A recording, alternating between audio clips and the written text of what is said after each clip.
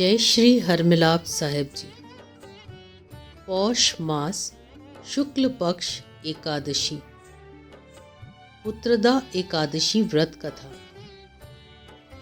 श्री कृष्ण के चरणों में अर्जुन ने प्रणाम कर श्रद्धापूर्वक प्रार्थना की, हे मधुसूदन, अब आप पौष माह के शुक्ल पक्ष की एकादशी के महात्म को बताने की कृपा करें। इस एकादशी का क्या नाम है, इसका क्या विधान है, इस दिन किस देवता का पूजन किया जाता है? कृपा कर मेरे इन सभी प्रश्नों का विस्तार सहित उत्तर दें। अर्जुन के प्रश्न पर श्री कृष्ण ने कहा, हे अर्जुन, पौष मास की शुक्ल पक्ष की एकादशी का नाम पुत्रदा है। इसका पूजन पूर्व में बताई गई विधि अनुसार ही करना चाहिए। इस उपवास में भगवान श्री हरि की पूजा करनी चाहिए। संसार में पुत्रदा एकादशी उपवास के समान अन्य दूसरा व्रत नहीं है। इसके पुण्य से प्राणी तपस्वी, विद्वान और धनवान बनता है।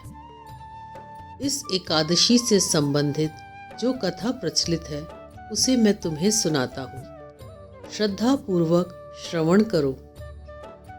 प्राचीन समय में भद्रावती नगरी में सुकेतुमान नाम का एक राजा राज्य करता था। उसकी कोई संतान नहीं थी। उसकी पत्नी का नाम शैव्या था। उस पुत्रहीन राजा के मन में इस बात की बड़ी चिंता थी, उसके बाद उसे और उसके पूर्वजों को कौन पिंडदान देगा।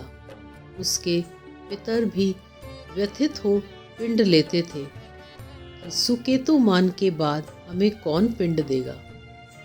इधर राजा भी बंधु बांधव, राज्य, हाथी घोड़ा आदि से संतुष्ट नहीं था।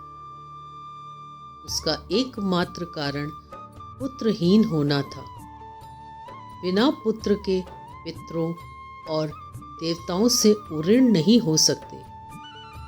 इस तरह राजा रात दिन इसी चिंता में घुला करता था। इस चिंता के कारण एक दिन वह इतना दुखी हो गया कि उसके मन में अपने शरीर को त्याग देने की इच्छा उत्पन्न हो गई।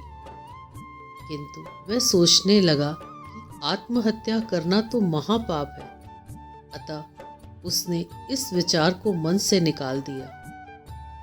एक दिन इन्हीं विचारों में डूबा हुआ वह घोड़े पर सवार हो वन को चल दिया। घोड़े पर सवार राजा वन, पक्षियों और वृक्षों को देखने लगा।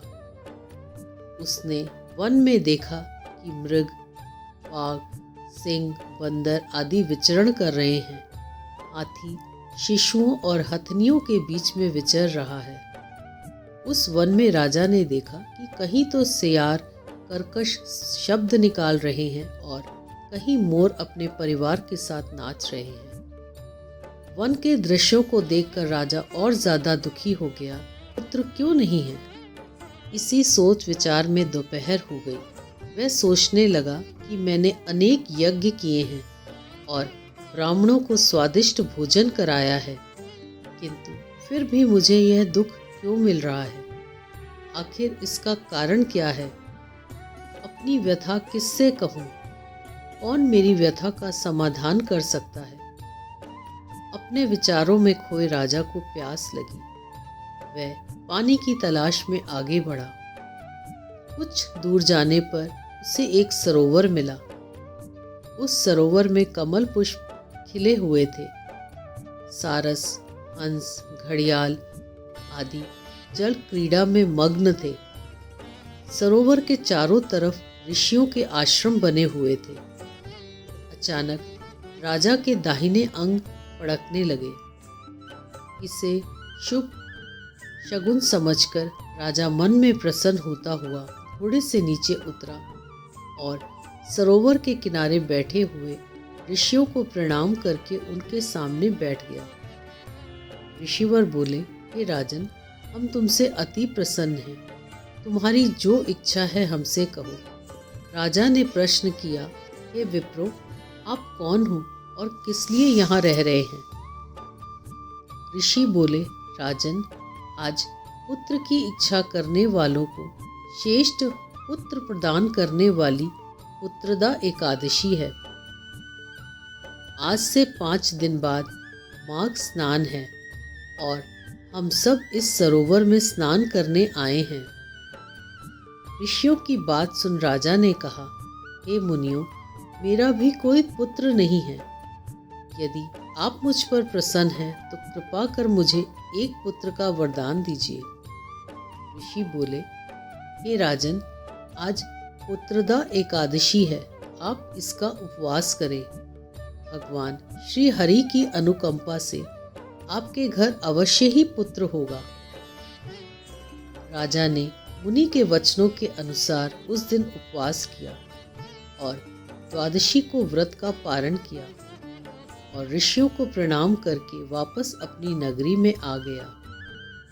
भगवान श्री हरि की कृपा से कुछ दिनों बाद ही रानी ने गर्भ धारण किया और 9 माह के पश्चात उसके एक तेजस्वी पुत्र उत्पन्न हुआ। यह राजकुमार बड़ा होने पर अत्यंत वीर, धनवान, यशस्वी और प्रजापालक बना। श्री कृष्ण ने कहा, हे पांडुनंदन, पुत्र की प्राप्ति के लिए पुत्रदा एकादशी का उपवास करना चाहिए। पुत्र प्राप्ति के लिए इससे बढ़कर दूसरा कोई व्रत नहीं। जो कोई व्यक्ति पुत्रदा एकादशी के महात्म को पढ़ता व श्रवण करता है तथा विधानानुसार इसका उपवास करता है, उसे सर्वगुण संपन्न पुत्र रत्न की प्राप्ति होती है। श्री हरि की अनुकंपा से वह मनुष्य मोक्ष को प्राप्त करता है। बोलो एकादशी महात्म की जय। श्री सद्गुरुदेव भगवान की जय हो। आइए एकादशी के इस पावन अवसर पर हम सब मिलकर हरि नाम संकीर्तन करें। राम राम 108 प्रेम के लिए, शांति के लिए, सहजता के लिए, सरलता के लिए और अयोध्या के पावन दिव्य राम मंदिर के लिए।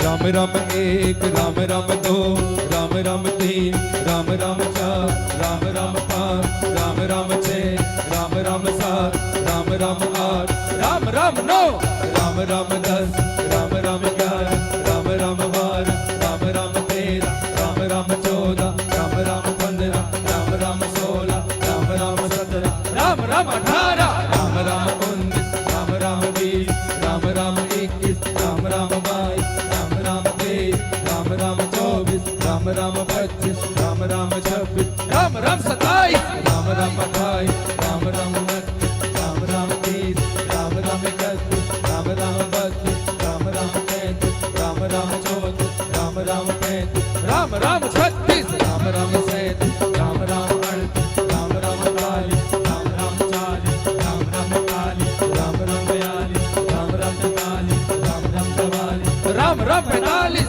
राम राम 46, राम राम 47,